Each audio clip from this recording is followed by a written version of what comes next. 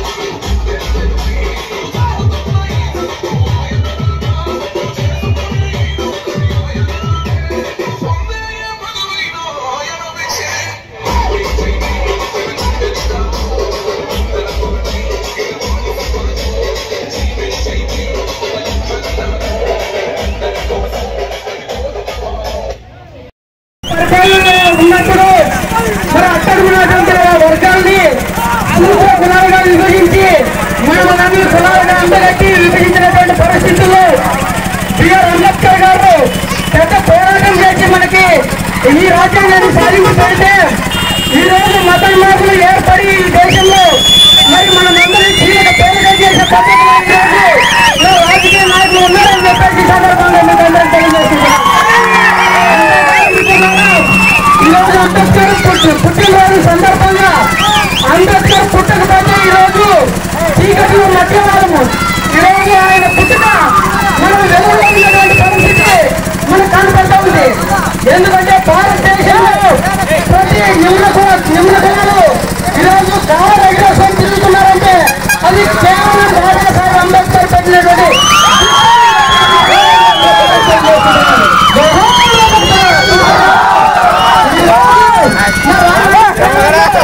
మనకు ఈ దేశంలో మానవుడు లేదు. ఎందుకంటే స్వతంత్రం వచ్చి 72 సంవత్సరాలు కావస్తున్నా కూడా ఈరోజు భారతదేశంలో అత్యున్నటువంటి వర్గాలకి మరి దాడులు, దౌర్జన్యాలు, అత్యాచారాలు జరుగుతున్నాయంటే ఈ దేశం ఎక్కడ పోతుందో ఒకసారి మనమంతా గమనించాలని చెప్పేసి సందర్భంగా మనం చేసుకుంటున్నాం. అంతేకాదు మిత్రులారా, ఈరోజు కూతురు పేరుతో ఈరోజు మనల్ని విభజించి ఈరోజు మతం వారి శక్తులన్నీ కలిసికట్టుగా ఈరోజు రాజ్యాంగాన్ని బద్దలు కట్టే పద్ధతిలో ఈరోజు ఉన్నారు. మనము డాక్టర్ బాబాసాహెబ్ అంబేద్కర్ రచించినటువంటి రాజ్యాంగాన్ని మనం కాపాడుకోకపోతే రానున్న కాలంలో మనకి గతంలో ఏదైతే ఉన్నాయో 5-6 సంవత్సరాల కిందట బానిస బతుకులు అదే బతుకులు వస్తాయని చెప్పేసి ఖచ్చితంగా మనం అందరూ ఈ రాజ్యాంగాన్ని ఎంతగా కాపాడుకోవాల్సి వస్తుందని చెప్పేసి సందర్భంగా మీకు అందరికీ తెలియజేస్తున్నాం మిత్రులారా.